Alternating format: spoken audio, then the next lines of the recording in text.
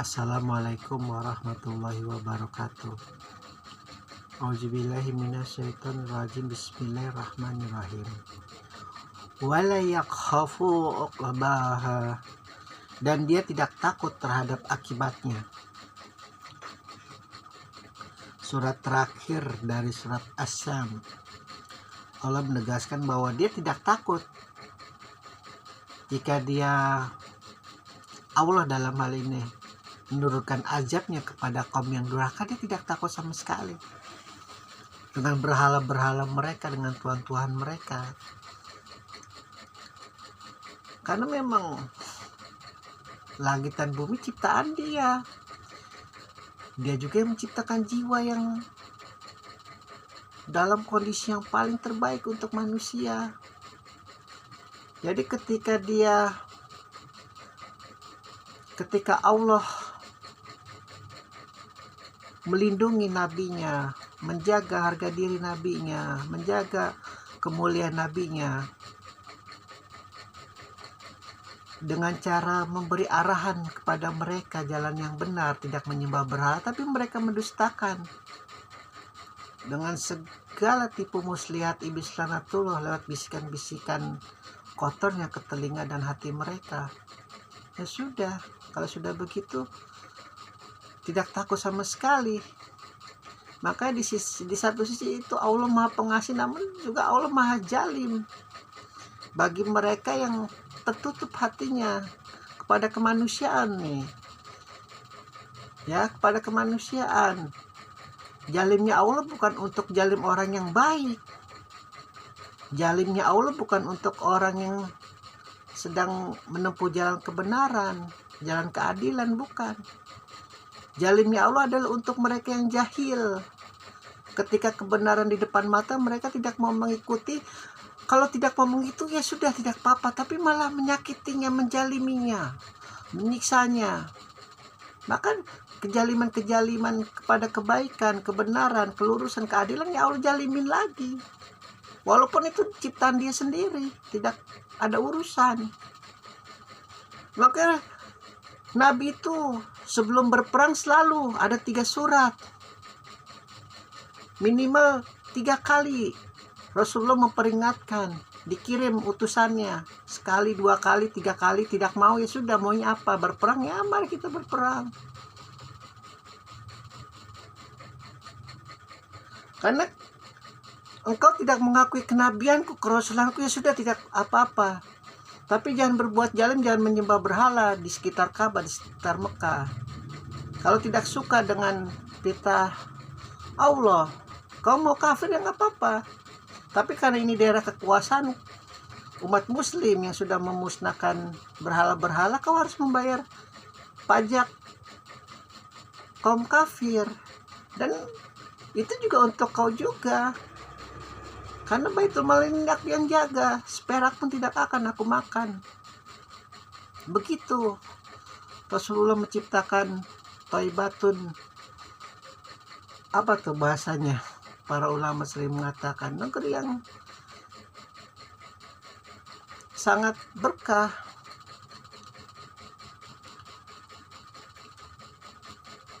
Kembali kepada surat terakhir dari As-Sam ini.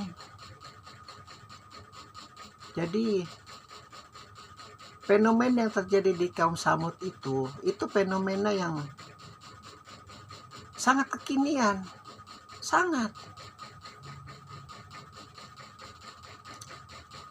Ketika tali-tali kemanusiaan, tali-tali kebenaran, tali-tali ilahiyah sudah mulai putus satu demi satu, lewat bisikan-bisikan yang dikembangbiakan oleh iblis laknatullah bertelur di hati manusia, di pikiran manusia, di hawa nafsu manusia, dan sudah melewati batas kejaliman, diberitahu jangan. Kau merusak alam, maka jiwamu akan rusak. Kau mengambil begitu banyak alam, maka jiwamu nanti akan diambil oleh alam. Kau tidak bisa, ya. Langit ini atas penjagaan Allah, bumi ini yang dihamparkan oleh Allah. Siang malam Allah menjaganya, mengawasinya. Apakah kau tidak takut kepada yang maha melihat, sementara kau begitu takut kepada CCTV? Begitu menjilatnya kau kepada bos-bos internasional, bos-bos nasional, multinasional, atau bos-bos apa, begitu takut. Padahal pengen sekali berbuat seenaknya di kantor, tapi kan ada CCTV, oh laganya udah kayak orang benar, begitu. Tapi begitu di luar, berkoalisi, mengatur kolusi, korupsi, nepotisme, luar biasa. CCTV yang maha besar itu langit tidak dianggap. Ya sudah, akhirnya jiwa kau nanti dimakan, bukan dimakan. Allah nggak butuh makanan manusia, alam yang memakan engkau, karena aku sudah memakan alam begitu banyak. Jadi sangat salah besar jika Islam itu tidak sejalan dengan alam semesta, sangat salah besar. Orang yang berkata Islam tapi membuang sampah sembarangan, orang yang berKTP Islam tapi berbohong, orang yang berKTP Islam tapi tidak mau berbuat baik, gemar berbuat maksiat, ya jangan salahkan. Nabinya siapa itu harus dipertanyakan.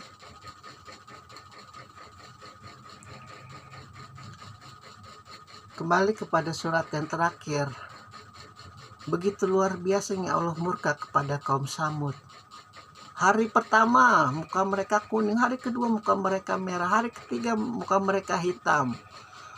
Lalu turun api dari atas langit, memakan semua kaum Samud yang durhaka kepada Nabi Saleh. Lalu kemudian bumi bergetar dengan gempa yang sangat luar biasa. Tidak ada satupun kemegahan yang dahulu mereka bangga-banggakan, membuat pahat-pahatan yang sangat luar biasa. Kalau zaman sekarang udah ada villa, zaman sekarang udah ada resort di gunung-gunung, zaman Samud itu sudah ada. Dengan pahatan-pahatan luar biasa, dengan berhala-berhala yang berjumlah 70 buah. Menghilangkan keilahian Nabi Nuh.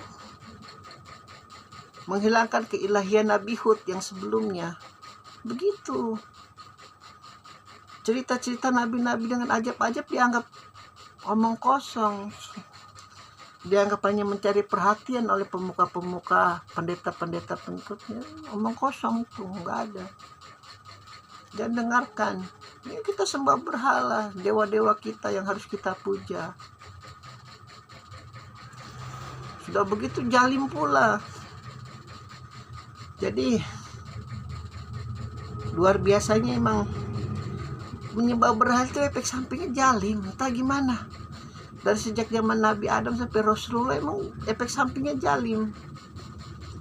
Namrud menyembah berhala jalim, Firaun menyembah berhala, akhirnya mengabirnya tuh memberhalakan dirinya lagi. Ini agak sensitif juga nih, Nasrani menyembah berhala luar biasa jalim. Gimana kurang itu, Amerika dibantain semua, Australia dibantain semua. Maaf ya sebelumnya ini, karena dianggap berhala itu. Jadi ketika agama berhala disatukan dengan politik, lalu ilusi-ilusi iblis masuk, udah menyebarkan agama lewat apa tuh dalam sejarah, mengkristenkan dunia, padahal mah intinya menjajah begitu atas nama Yesus Kristus. Padahal Yesus sekalipun tidak pernah berperang. Lucu kan? Jadi emang begitu. Sangat berbahaya jika agama dijadikan perisai bagi kekuasaan, perisai bagi sekelompok segelintir orang yang ingin menguasai dunia. Hati-hati. Efek samping menyembah berhala itu jalim. Entah gimana itu iblis caranya. Luar biasa memang. Ya, alhamdulillah kalau di mana negeri kita yang mayoritas Islam, banyak penyembah berhala Hindu, Buddha, Kristen, Islam, luar biasa bersatu. Itu yang tidak ada di negeri yang lain, yang harus kita jaga, kita rawat. Nggak bisa tidak, karena memang udah sudah ada contoh lagi keharmonisan agama selain di Indonesia. Harus kita jaga. Alhamdulillahirabbil alamin.